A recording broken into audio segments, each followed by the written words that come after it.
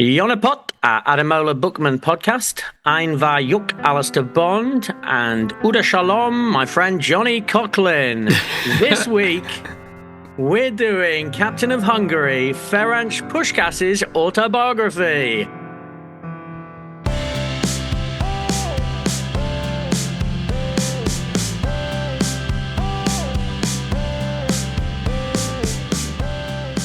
Johnny, you're laughing. Yeah. So, do you want to tell me what that was? It said, "Welcome to the Adamola Bookman podcast. My name is Alistair Bond, and here's my friend. Welcome, Johnny Coughlin. And this week we're doing Ferenc Puskás's autobiography." Oh my God! Wow, look at you. Well, you've certainly done your research, haven't you? You better believe it, mate. You better believe it. The woman in my coffee shop's from Hungary. Okay, very nice. Udo Shalom is formal, and Ein Vayuk is my name is, and Jonapot is informal. Hello. Welcome. Okay. Udo Shalom, Al. In all my years, I didn't know you were such a Hungarian speaker. It's Hungarian, the language, I assume. It's called Hungarian, like. It is called Hungarian, and it is twinned with another language in Europe. Which one, Johnny? I'm going to say Romanian. Finnish. Interesting fact. Well, it's reflected in the book. He does say that. He says something about there being some connection between Hungary and Finland. Indeed, he does. All right, so... how can a language be twinned? It's not like a town. Do you do those? We have those things in Ireland where towns are twinned with other towns. In England, in fact, and in France. How can you twin a language? I don't think they did it like that. I don't know. Thank you. Twinning towns, by the way. There's a little village near to where I grew up in Rutland called Whitwell, and honestly, 200 people, and you drive in Whitwell, twinned with Paris. I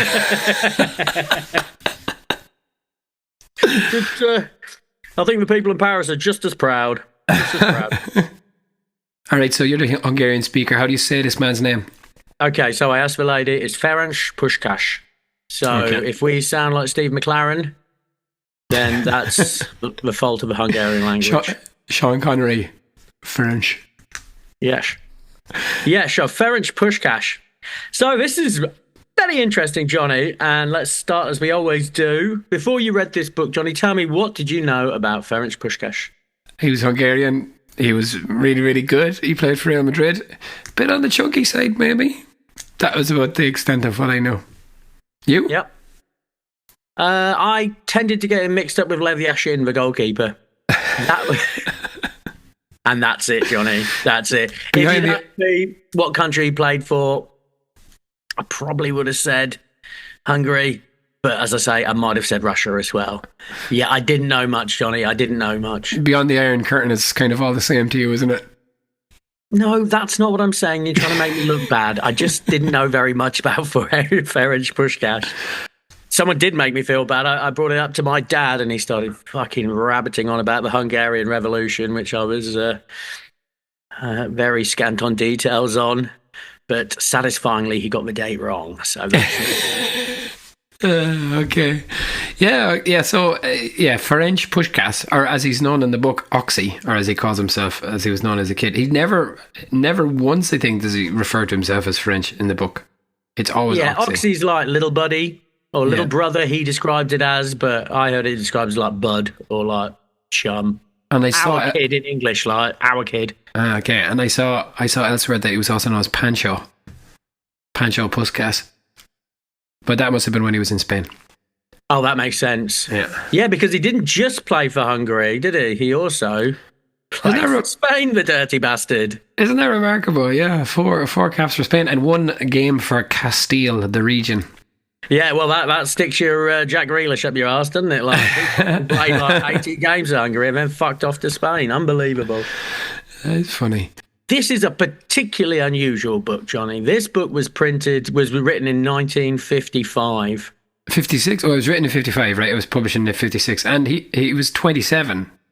So super young, and he'd achieved so much. But what's so fascinating about Puskás is that this was really only the start, wasn't it? Yeah. the other thing is, he wrote it, right? It certainly seems that way. If he didn't write this, well, then he's a liar. Because he talks about, I'm not much of a writer, that kind of thing a lot, you know. I'm better at scoring goals. Yeah, great start. I was worried about the book when he opened with that paragraph. Well, I was worried about the book when it arrived in the post, because it looks like in Peep Show when Mark gets his book published and he gets it published, but he shows up and there's all misspellings and there's pages missing and all the rest of it. That's what my copy of this book looks like. Yep. Tempest Publishing Limited in Cirencester Road, Stroud. One of the big boys. How do you feel now? Were your worries? No, the binding was fine and came together very nicely. No, I enjoyed this book far, far more than I expected to. What about you, Johnny? Yeah, there was something very charming about this book. There's something very charming about Puskás, actually. There is, I'm going to sound a bit ridiculous now, but there's a humility in this book which I don't think you find with current footballers. I think you're probably right.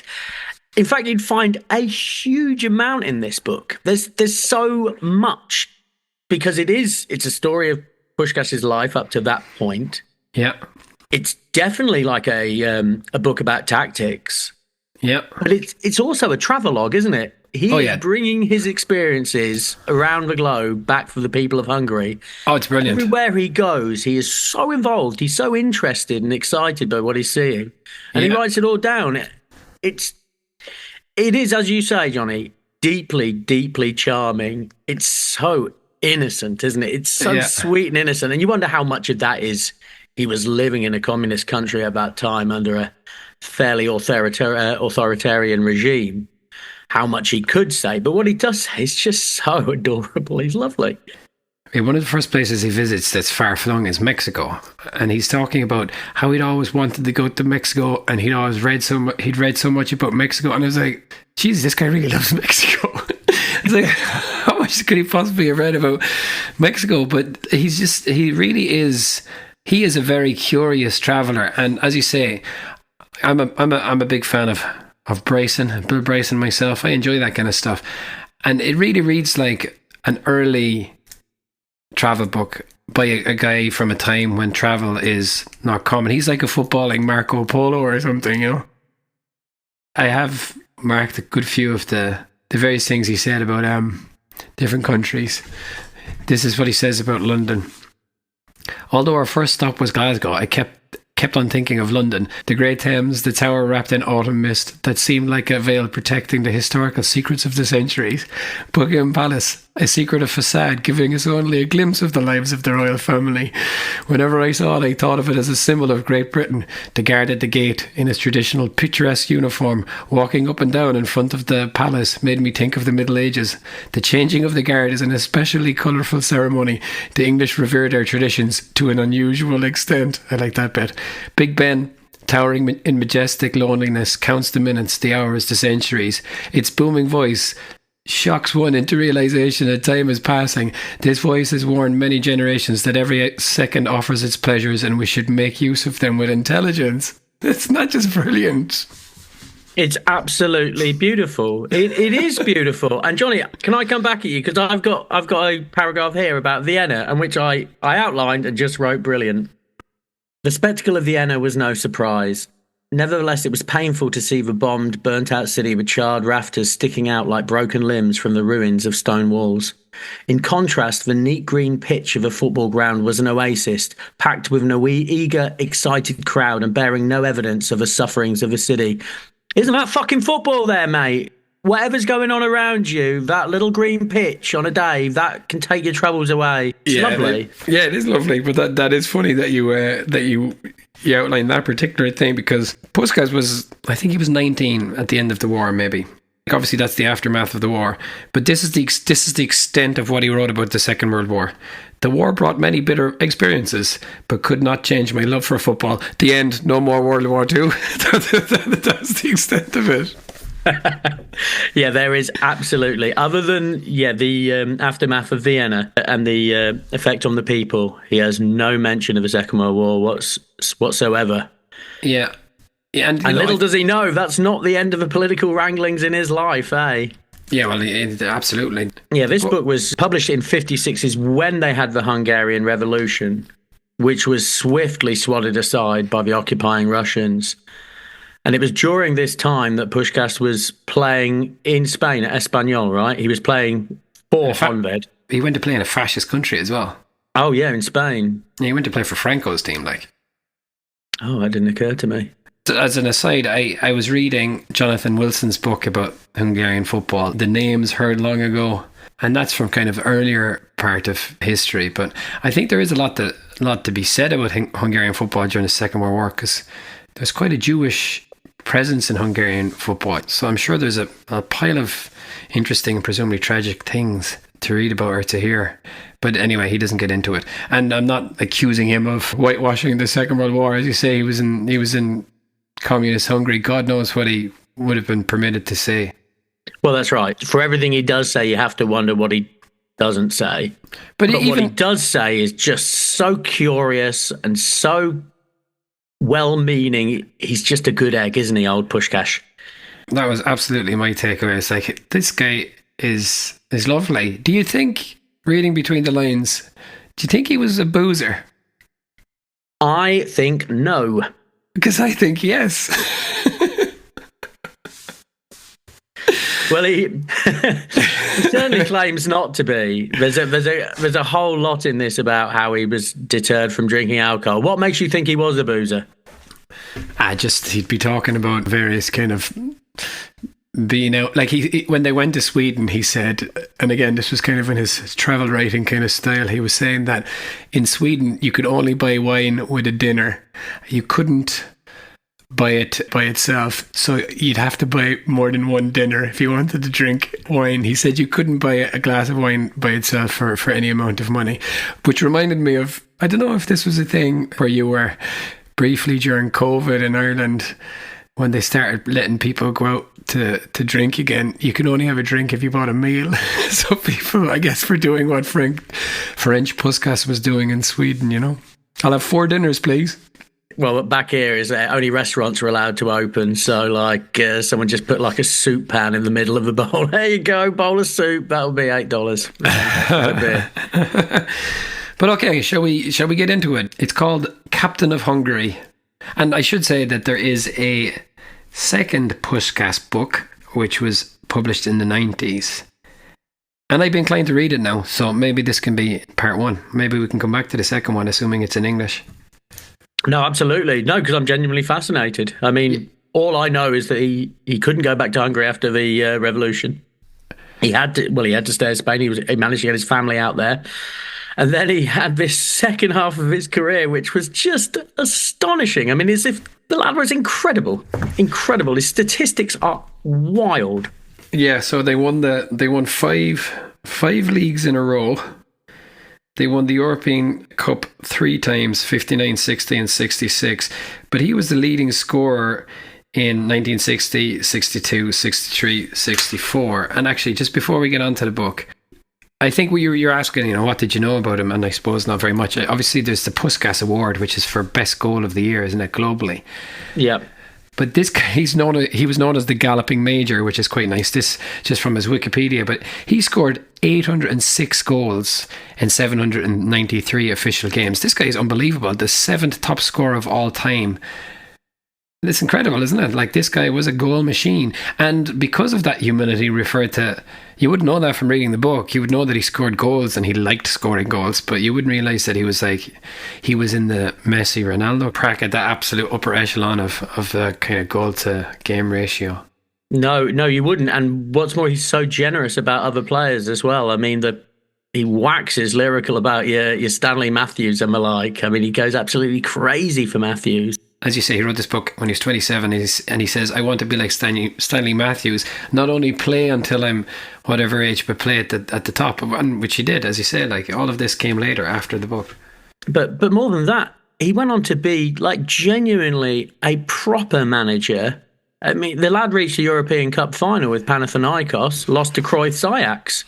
Yeah, and the similarities between Puskás, that era Hungary, and Cruyff's Netherlands are pretty striking, right? There's a lot of parallels there. Yeah. Also, he was manager of AEK Athens, who succumbed to another of our autobiography guests, Brian Clough. Yeah, he lost 7-1 to Forest. Lost 7-1 to Forest. Yeah. By the way, on that topic, let me just. Well, whilst you're looking, Johnny, I've got a little trivia question for you, Johnny.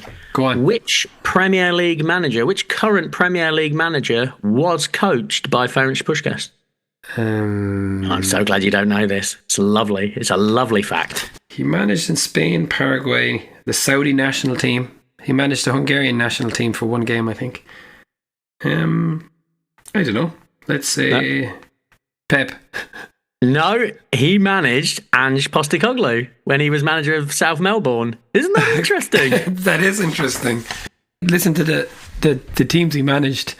It's actually pretty cool, right? And let me see, I don't even know where this team is. So Hercules, Spanish football team in Alicante, but then San Francisco Golden Gate Gales, Vancouver Royals, Alaves, Panathinaikos, Real Murcia, Colo Colo, which is that South Africa? Chile, Saudi Arabia, AEK Athens, as you said, Al Masry, which is in Egypt, Salt America, which is in Paraguay. Another Paraguayan team, Club Cerro Porteño, South Melbourne, as you said, and then Hungary national team, which I think he only managed them for one game. Isn't that a fun life? This guy just loves travel. He really loves travel. We definitely have to read that second book.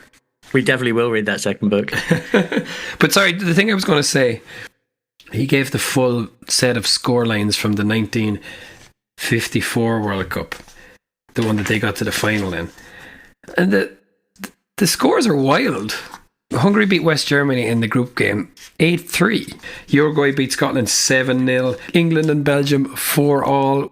Loads of 4-2s. In the quarterfinals, Austria 7, Switzerland 5. It's like football. Football sounds like so much fun. Like, yeah, it is wild. I mean, in the World Cup, he absolutely demolishes Germany. Like to the tune of 6 clear goals, and then loses in the final. It's 5 clear goals. It was 8-3. Yeah, we'll get back to that. Anyway, let's talk about the book.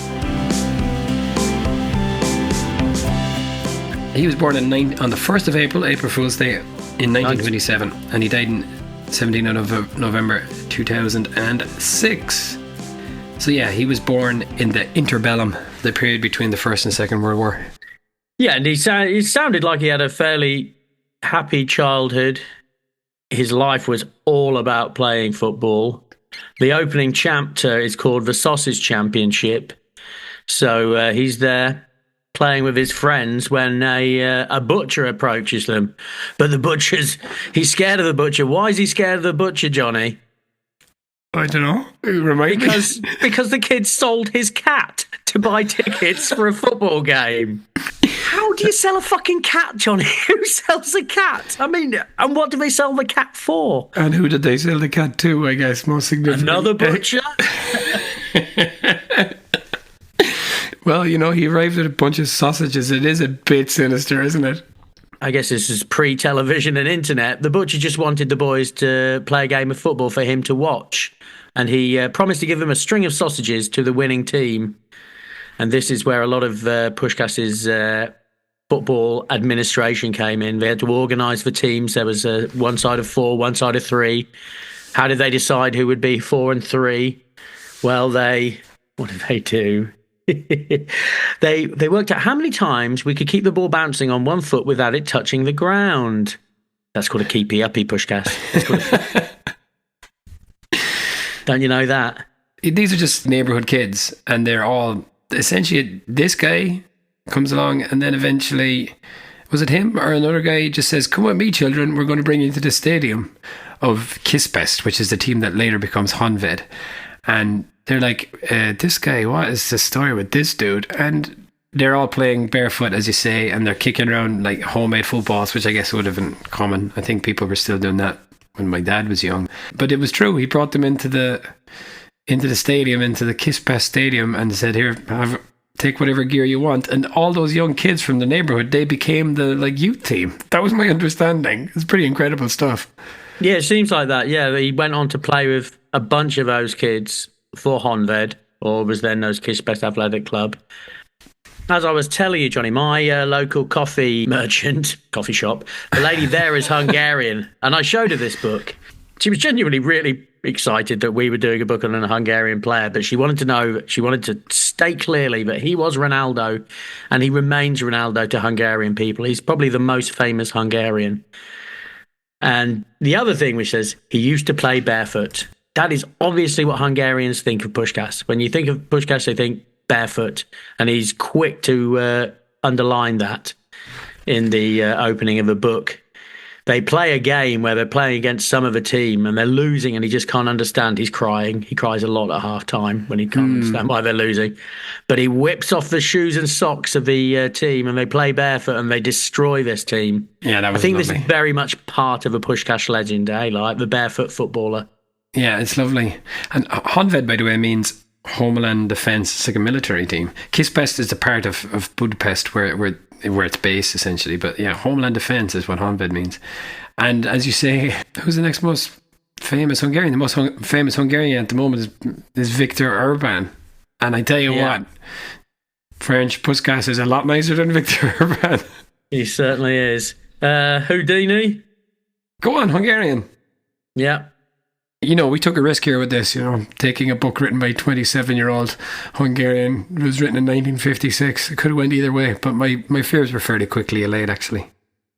As soon as he stole the cat, I was happy. And he's from there was a book brought out a few years ago called Range, which was kind of the anti-Gladwell 10,000 hours thing, where you should focus on something for 10,000 hours. And this book, Range, said that you should have a much more varied sporting childhood.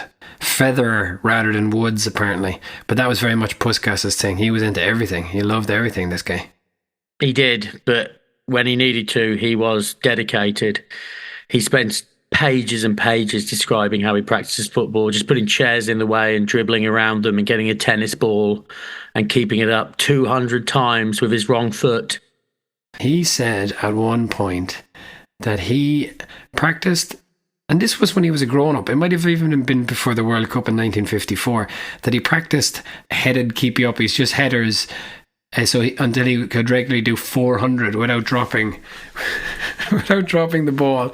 So that got me thinking now, what do you think is the world record for keepy-uppies? I think my record for heady keepy-ups is 3. And the third was lucky. I just don't know how to do it. I can't do it. I've never been able to do it. I just made my neck. I'm shit at football. But yeah, 3. What is the record for keep? Okay, let me have a guess. Ooh, I reckon it's going to be like days. 40,000. Well, so it's done in time, actually. It's done by, they don't count them. But it was, can I tell you, or do you want to guess? No, I want to have a fucking argument about they don't count them. They do it by time. Well, Bollocks, I'm sure they count. Like, imagine having to count. I'm not angry at you, Johnny. I'm angry at the people at... So the fellow who's counting is 546,321. It'd be very hard to count them. You know what I mean? You don't need to count them. You need to have a final number. Just click it. All right, Johnny. So how long then? How long? Okay, yeah. All right. Yeah. I'm going to go... Well, I said 2 days. 48 hours.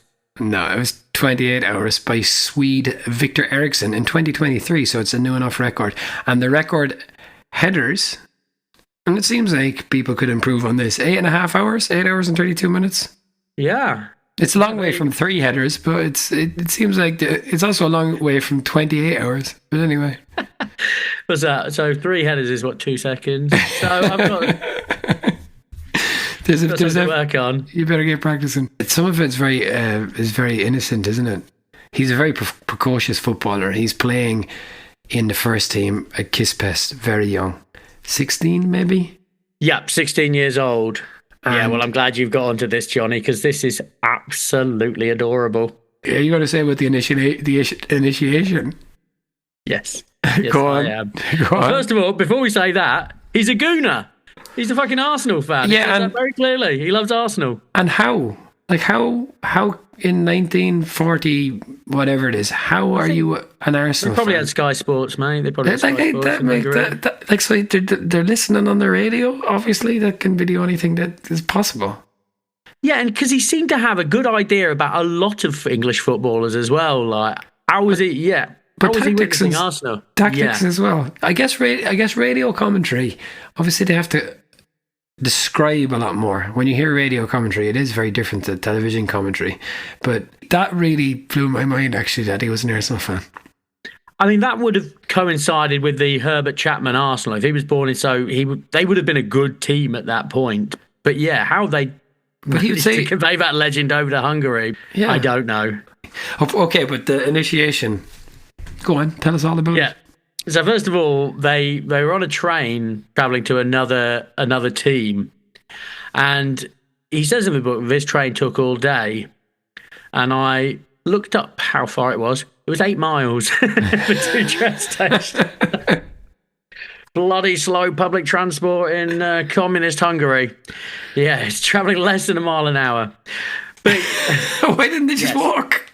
Anyway, so yeah, the initiation rites, because the 2 words put together, initiation rites, conjures up something very, very unpleasant. You're drinking a pint of piss or something, or running through like some alleyway of people hitting you with a table tennis bat on your arse or something. Things like that. I think it was called the unblinking eye in the Stonecutters episode of The Simpsons.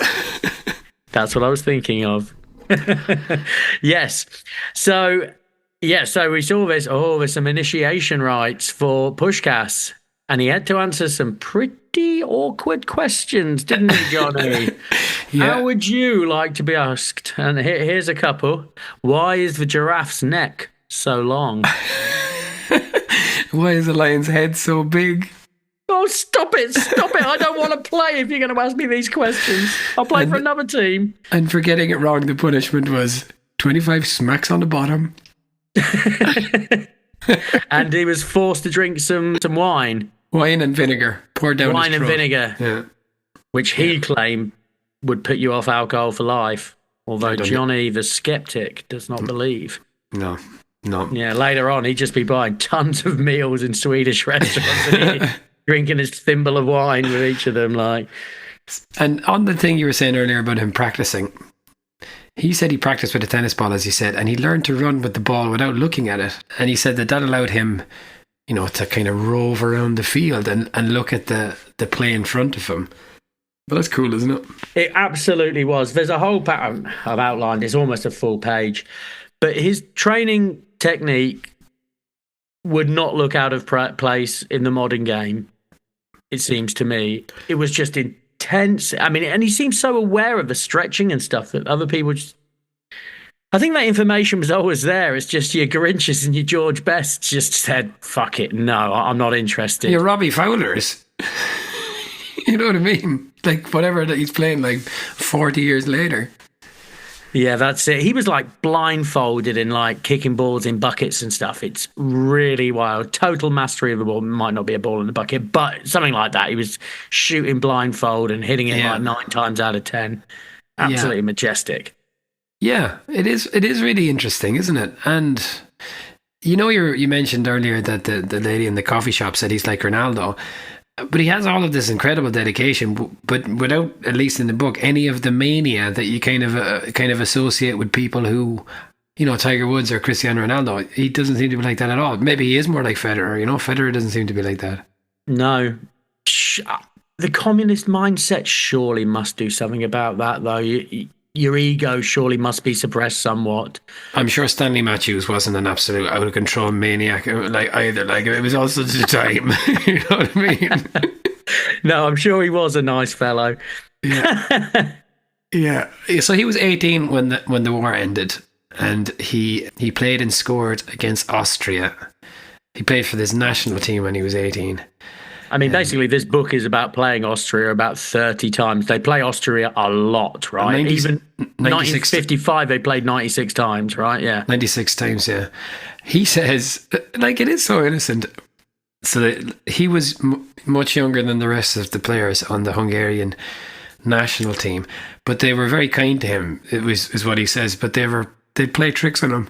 And there was one particular player who he'd look at to take a lead when he was in socially awkward situations. And they went to Vienna and they were given bananas after a meal, and he was just looking at the banana and he didn't know what to do, and no one else was doing anything, so he just ate the banana with the skin on, and then everyone cracked their asses laughing because because he was looking at Sengela. They told him to, and he did it. Was like, and he looked at it. He was like, he started nibbling on his banana with his skin, and poor old Puskás was like, "Oh, is that what you do?" That chapter's called Strange Fruit. Yeah, well, that was fun, wasn't it? And all that stuff I mentioned about him going to Mexico. If it took them a whole day to travel 8 miles on the train, can you imagine what the trip from Hungary to Mexico would have been like? But he lied to his mother about going because she was so worried about him. And then he was in morbid fear for the rest of the time he was there because he thought he was going to be struck down in retribution for lying to his mother. Well, he was struck down in retribution, wasn't he? He was sent to prison for offending local morals. Yep. By wearing shorts. He's so cute. Yeah, apparently he was so hot in Mexico, he put on his shorts, and apparently that was not the done thing in Mexico, and he was arrested. Yeah. He's quite wide-eyed, isn't he, when he goes out into the world, and it's really quite charming. But then he's really into football, and he will give real detail about football matches, and not boring detail. It is actually very interesting, and he does have an eye or an ear for a funny story as well. He says I literally laughed out loud reading about this. They were playing against Bulgaria, and it was a rough game or whatever, and he said the Bulgarians were, whatever, the fans were pretty wild and stuff, and he said at one stage one of their players was through on goal, and a Bulgarian soldier ran out onto the pitch and kicked the ball away to prevent a goal. And the ref was so perplexed he didn't know what to do, so he just awarded a throw-in. Well, I think that's within the laws of the game, isn't it? Yeah, he really does like football. And he is very innocent. And is this just the next chapter after he's eating the banana? He gets offered 30,000. The money's in pounds. £30,000 to play in Italy. And I did the maths. And that was £1.5 million in today's money, which he just turned down. Yeah. And continued to live in Hungary. Yeah, that's wild. Yeah, he does get offered more money. I mean, the next chapter, chapter 7, he goes to... Oh, it's more about Mexico and the bullfights. I mean, the writing about the bullfighting. Yeah, it fun. Really is. It's like Alan Wicker. It really is like reading travel writing. And he doesn't like it. Right side of history there, Puskás. Yeah, and he was excited about it. So he said they all felt a bit sick, actually. Yeah, obviously that endears him to me. He doesn't like seeing an animal tortured. Well done, Puskás. Well done. He's just way too noble. He's a very noble man. So you mentioned the Finns earlier and the linguistic twinning of Finnish and Hungarian. This is his line about the Finns. Finns have a, quote, deep, quiet, real sincerity and friendship in their dreamy blue eyes. But their food sucked. This was at the Olympics. They won the Olympics beating Romania, Turkey, Italy, Sweden and Yugoslavia in the final. He said that they were the haute école, the high school, if you want, of football at the time, and he missed it. He said he missed a penalty in the final, and he said it was the first time in his life he had ever missed a penalty. Yeah, bad time. Yeah, but he scored, and they won 2-0.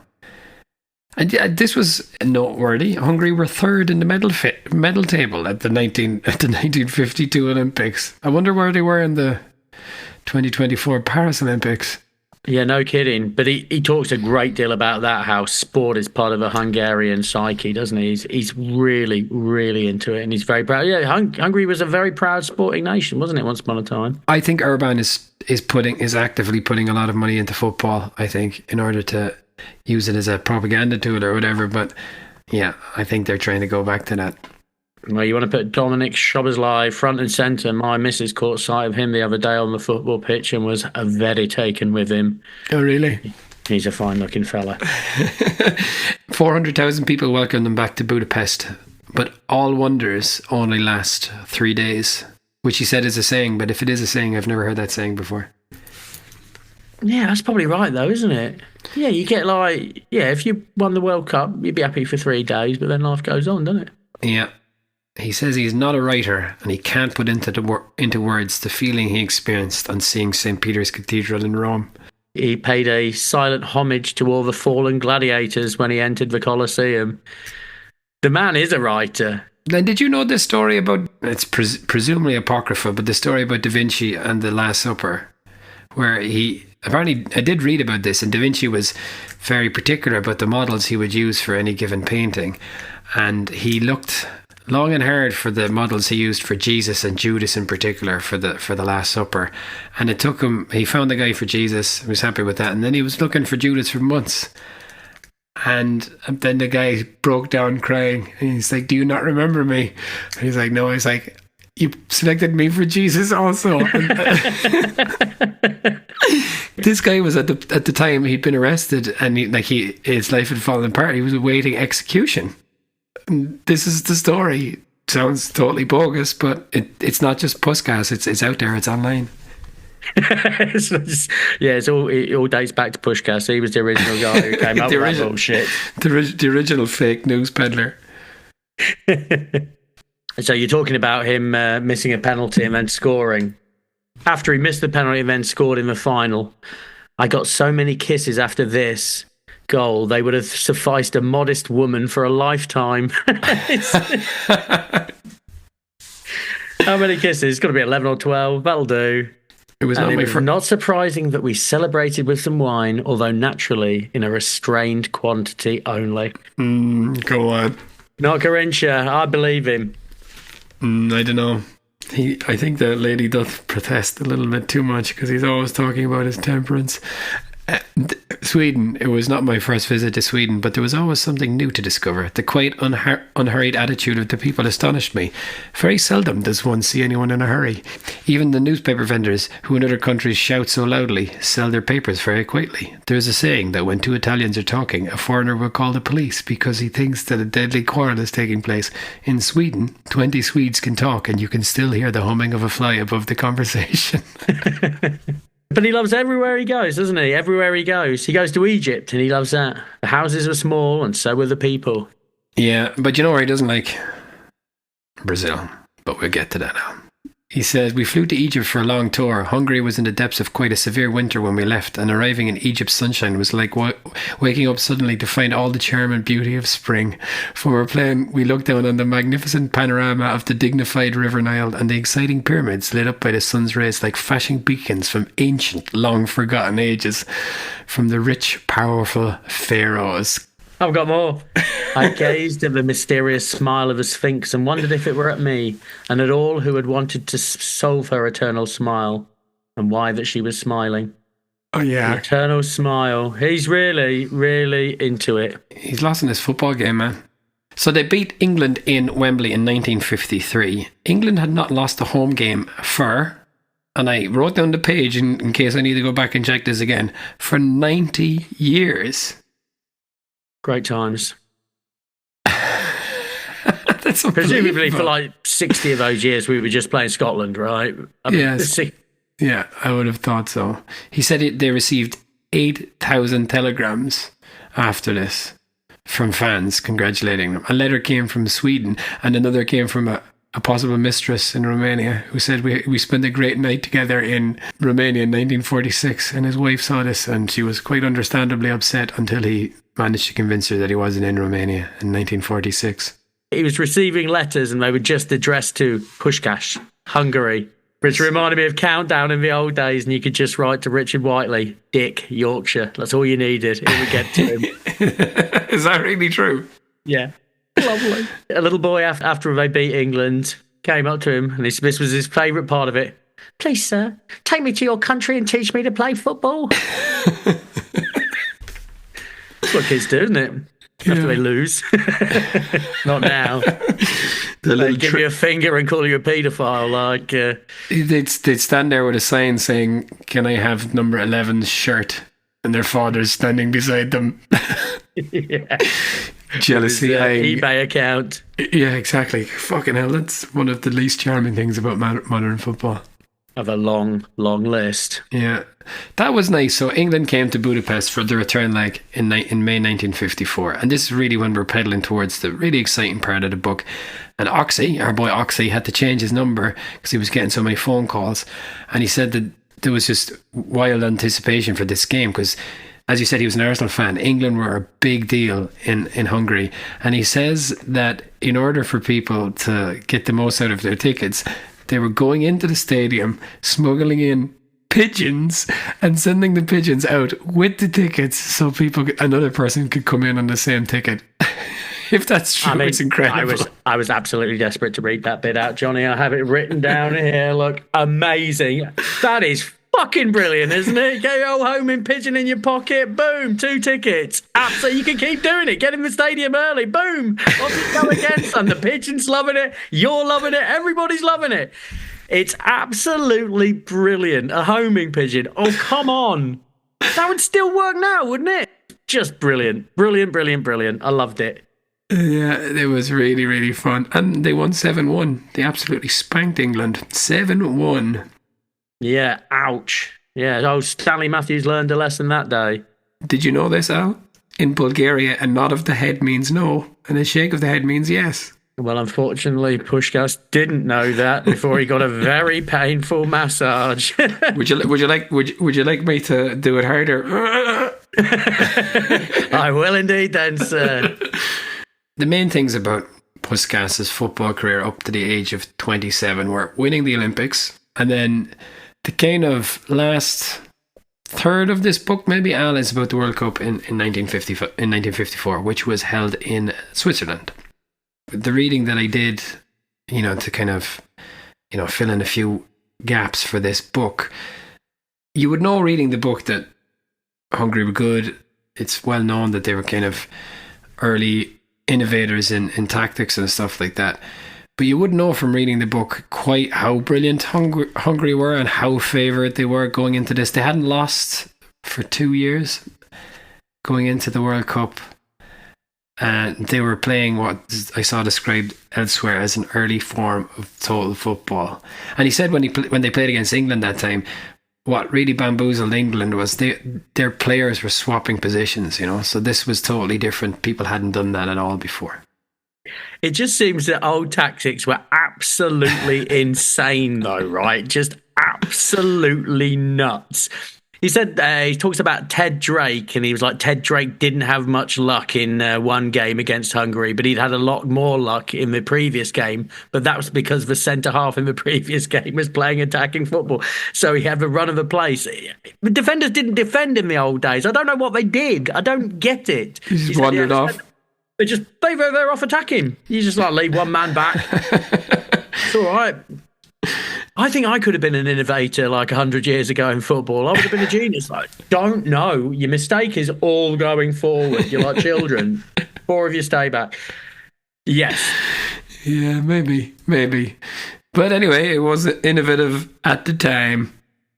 So going to the World Cup, they are unbeaten for 2 years. And so they've won the Olympics. They are kind of favoured, I guess. And there were 4 team groups, but you only played 2 games. So you didn't play every team in the group, And they beat Korea, South Korea that is, 9-0. And this was at the time, would have been the time of the Korean War. So he offers some sympathy to the South Koreans and says they were absolutely abysmal and they shouldn't have been at the World Cup at all. And then they spanked the West Germans, 8-3. And I think there's a lot about this World Cup, and because Puskás is a very humble man, there's a lot about this World Cup that would be so scandalous now. They were robbed, and I am very much on their side. Yeah, very much so. Very much so. So he got injured against the Germans, didn't he? Because they were just kicking him up and down the field off the ball, and they kicked him in the ankle to the point where his ankle just kind of collapsed, and he missed the next, was it 2 games?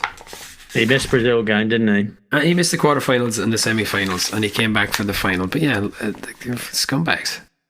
In the morning, I hurried to dry my pillow because he'd been crying all night because of his injury. He didn't want his teammates seeing it. He must have been crying an awful lot if the tears were literally visible on the pillow.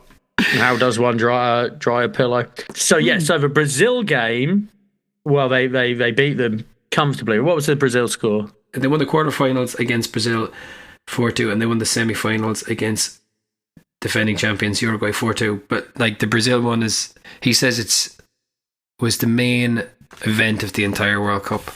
The Battle of Bern. Having been defeated, Brazil went in, apparently smashed a light bulb in the Hungarian dressing room, and then fucking full-on attacked the Hungarian team. Knocked the guy out. Spark out unconscious. Here's a fun fact for you, Al. The stadium in Bern is called a Wankdorf Stadium.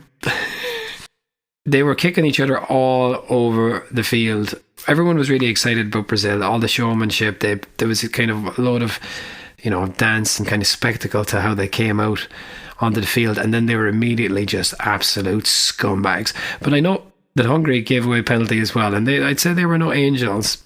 Our friend Nilson Santos from Botafogo, he was sent off for fighting with a Hungarian player, Bosic. Santos started it, by the way. And yeah, he says they eventually won, and they didn't walk off the pitch. It felt like, well, he wasn't playing, but it felt like they were born by invisible angels, which was quite nice.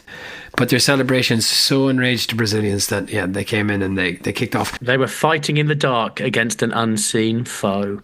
Yeah. Lovely.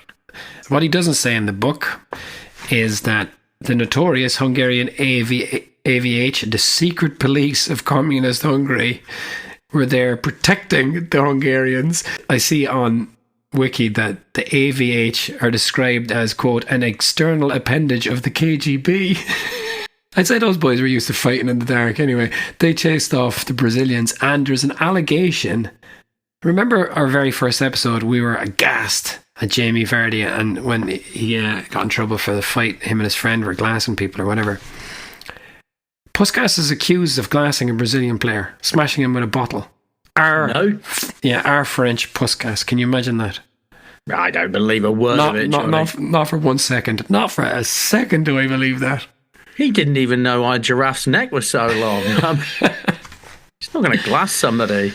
So let me read a couple of things. So he names the referees, and every referee that had in that competition seemed to be English. But he said, the referee, Arthur Ellis, I thought it was going to be the greatest game I'd ever see. I was on top of the world. Whether politics and religion had something to do with it, this is Catholic Brazil against communist Hungary. I don't know. But they behaved like animals. It was a disgrace. It was a horrible match. Certainly British players and fans would never act in such a reprehensible manner. Yeah, in today's climate, so many players would have been sent off and the game would have been abandoned. My only thought was I was determined to finish it. And then he wrote later, the same fella, the ref, these people must learn sportsmanship and we must teach them. South Americans are most excitable and more passionate than we are, even more so than the Italians. Unlike the British, they do crazy things impulsively. Then a few minutes later, they are genuinely and deeply sorry. But Ellis himself was spat on by the Brazilians, who accused him of being part. Now he's British and his name is Arthur Ellis, and they accused him of being part of a communist plot to help the Hungarians. You see, Mr. McCullough, you get, isn't it, with his old books, Johnny? You just don't get anything about this. Yeah. So, can we move on to the final? So just to say, the Battle of Bern, that's been described as the dirtiest game in the history of the World Cup. But anyway, on you go. All right. So then we get on to the final. And here's something else which I thought was a modern phenomenon. Before the World Cup final, a local youth band played outside the Hungary's hotel until 5 a.m. They were doing it back then. So none of the Hungarian team had any sleep that night. They were staying in a part of Switzerland called Solothurn, which is in the German-speaking part of Switzerland. So, yeah, maybe the Swiss Germans were happy to help out their West German buddies. Yeah, well, I'm sure they were. And another English referee there, Mr. Ling. Mr. Ling? The thing called Ling. Remember Graham Poll was a thing from Tring? Well, Mr. Ling was a thing called Ling. And he said he didn't expect to win this World Cup, but I like this quote. The appetite for success grows as one eats. Yeah, I like that as well. That was lovely. They played West Germany in the final. They beat them 8-3 in the group. And then they immediately, very early in the game, went 2 up. So you're thinking, these guys, this is over. But no. Puskás himself had a goal disallowed at the very end, and he said that there was a foul earlier in the build-up to West Germany's third goal, the winning goal. So you could see why they would be upset. Yeah, it sounds crooked, doesn't it, Johnny? It does. Yeah, it does. Also, although why Mr. Ling would be helping out a German team, I don't know. Andy Cummings' plot. Yeah, crikey. Poor old Hungary. This is something you definitely wouldn't get in a modern footballer's book. They stayed in a hotel in a place called Solothurn. Napoleon was the kind of logo of the hotel, so he inquired with the hotelier, who he described as being very kind and welcoming, and he said, well, Napoleon stayed here, that's why we've adopted him as our logo. And then Puskás says, well, Napoleon did lose the Battle of Borodino, although that was 15 years after he stayed at this hotel, and the Battle of Borodino was in Russia. So he says it was cursed. It was cursed. We shouldn't have stayed there. But I looked up the Battle of Borodino. Napoleon didn't lose the Battle of Borodino, but it was a Pyrrhic victory, Al, which is to mean they won, but they sustained such significant losses that it meant that they failed to decisively defeat the Russian Imperial Army, allowing them to regroup and essentially, drive them out of there. There you go. The most bloody battle of the Napoleonic Wars. Well, there you go, history fans. That's for free. Okay, that's all on board. Sorry. Okay, Moscow, the land of distances. We were driven along a road almost 50 feet wide to the heart of the city. Moscow's boulevards were seething with throngs of hurrying people, chains of cars, and an atmosphere of urgency. The buildings alternated between the old-fashioned long, low, one-story houses and modern skyscrapers. Two buildings particularly impressed us: the historical Kremlin and the Oak University, a huge skyscraper stretching into the cloud that hangs over Lenin Mountain. It is called the heartwarming home of knowledge. Oh. He's a big fan. But then he has to say that about Russia, doesn't he? He won't be saying that in 2 years' time. This was when they were back playing. All wonders only last 3 days. But, his attitude to losses were he had to just get on with it. He said it's sport and defeat is as much part of it as victory. So he kind of had to get on with life. So they were off to play USSR in Russia. It's funny because the book, the denouement of the book is the World Cup final. But then there's a few little stops afterwards, which he could have just left out. I think that might be a little nod to communist Russia, right? He just has to quickly mention it. Moscow was impressive as well. As well as, I don't know, but it seemed that way because it was so obviously the end of the book. They lost the final. Yeah, that's why. It came back from the the censors, and they're like, you might want to say a few nice things about Russia there, buddy, if you want this book to come out. Yeah, that occurred to me, but possibly. Yeah, maybe you're right. There's a chapter called Italy's Problem, chapter 13, Italy's Problem. And he's describing what the problem is with the Italian football team. But in fact, the problem with the Italian football team was they all died in a fucking plane crash. Yeah. Yeah. Oh, they need better players. Well, they did have better players. Yeah. But they all died. Yeah, you need to get better. Did you know about that? No. I am learning so much. So he says this towards the end of the book. Myself, I've been very fortunate. I have travelled much. I've seen many countries, learned the habits and customs of various nations. I have tried to see the good and the beautiful and tried to make myself a better human being. I believe that travel is the best master for teaching us how to become dignified members of this big human family. I am proud that I have won many, many friends in those countries where I have had the good fortune to play, and I think of them with thankfulness, as I do the opponents I have played against. Yeah, this guy's a real class act, you know that? A real class act. And that's it. And as he writes this, he's achieved so much. But in fact, he has no idea what's going to come next. It's going to get even better, Puskás. It's going to get even, not for your country, but for you, it's going to be brilliant. It's going to be amazing.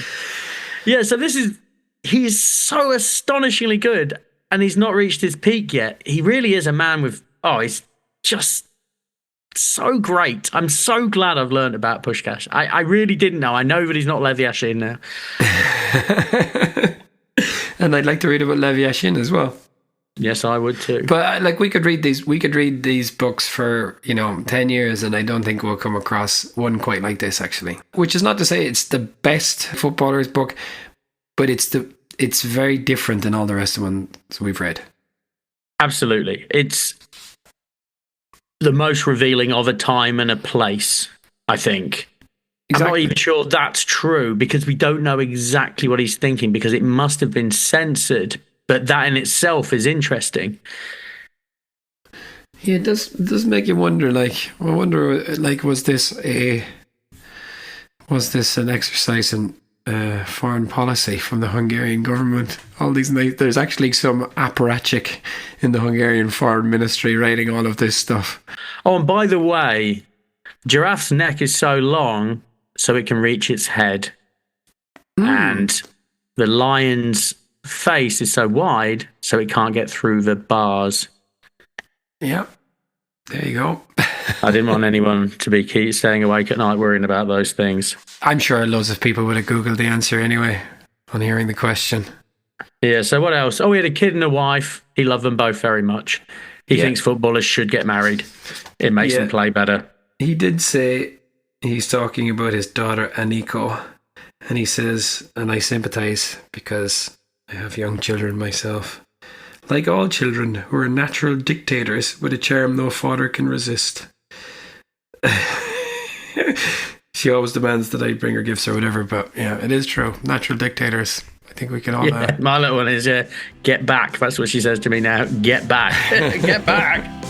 Get back to where I once belonged.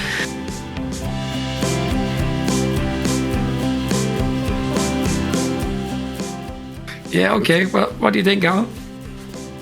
How many giraffes' necks? How many sausage matches? All right, I'll go a sausage match.